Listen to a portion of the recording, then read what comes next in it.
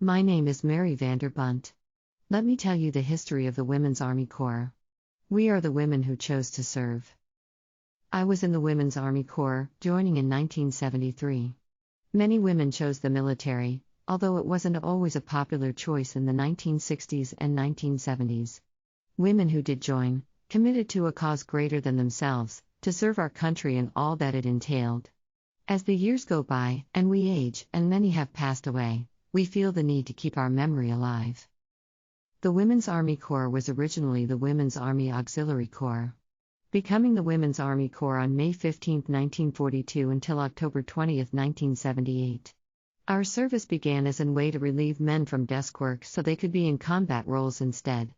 Women in that time, unlike today, did not see combat, but served as a supporting role. The U.S. Army was the first military branch to allow women to join. Other service branches opened their doors later. In 1948, President Truman signed the Women's Armed Service Integration Act allowing permanent status in the armed forces. A truly visionary move. The Greek goddess Pallas Athena was the official insignia of the Women's Army Corps. She was chosen to represent strength, as well as being the goddess of wisdom and war. I can't think of a better iconic image to wear on our lapels. Nowadays, our numbers are dwindling, our history fading. We are almost forgotten, but our role is not diminished as it was very important then as it is now.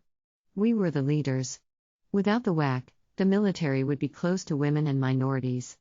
All branches would not have the talents, the commitment, and the knowledge that all women bring. We served with pride.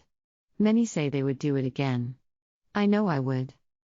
If you know a fellow WAC, or any woman veteran, remember this: she is special.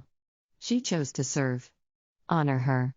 To potentially put yourself in harm's way is not an easy choice. You do it because you love this country and its citizens. No greater sacrifice can be made. Thank you to all my fellow WAC veterans and all other veterans of other branches.